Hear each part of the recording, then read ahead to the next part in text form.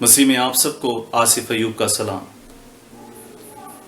आए कलाम मुकद्दस में से आज ज़बूर 49 की तिलावत सुनते हैं।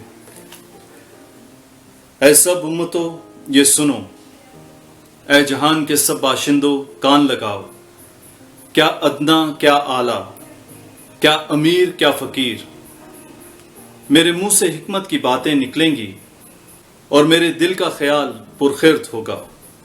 मैं तमसील की तरफ कान लगाऊंगा, मैं अपना मुअम्मा सितार पर बयान करूंगा। मैं मुसीबत के दिनों में क्यों डरूं, जब मेरा ताक़ुब करने वाली बदी मुझे घेरे हो।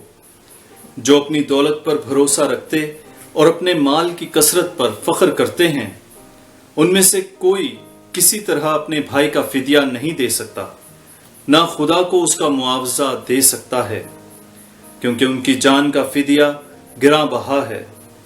वो अबद तक अदा ना होगा, ताकि वो अबद तक जीता रहे और कब्र को ना देखे, क्योंकि वो देखता है कि दानिशमंद मर जाते हैं, बेवकूफ़ व हैवान खसलत बाहम हलाक होते हैं और अपनी दौलत औरों के लिए छोड़ जाते हैं।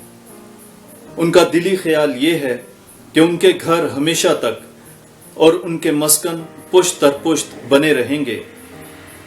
वो अपनी ज़मीन अपने ही नाम से नामजद करते हैं, पर इंसान इज्जत की हालत में कायम नहीं रहता। वो जानवरों की मानिंद है जो फना हो जाते हैं, उनका ये तरीक उनकी हमाकत है, तो भी उनके बाद लोग उनकी बातों को पसंद करते हैं। वो गोया पाताल का रेवड़ ठहराए गए हैं, मौत उनकी पासबान होगी।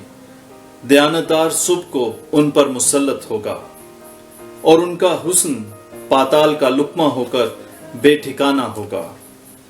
लेकिन खुदा मेरी जान को पाताल के इख्तियार से छुड़ा लेगा, क्योंकि वो ही मुझे कबूल करेगा।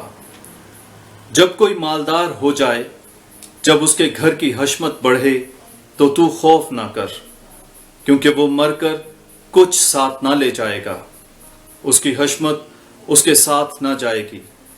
खा जीते जी वो अपनी जान को मुबारक कहता रहा हो, और जब तू अपना भला करता है तो लोग तेरी तारीफ करते हैं, तो भी वो अपने बाप दादा की गिरोह से जा मिलेगा। वो रोशनी को हरगिज ना देखेंगे। आदमी जो इज्जत की हालत में रहता है पर खिर्द नहीं रखता, जानवरों की मानिंद है जो फना हो जाते हैं। पाक कलाम के पढ़े और सुने जाने पर खुदा की बरकत हो, खुदा का शुक्र हो। आमीन।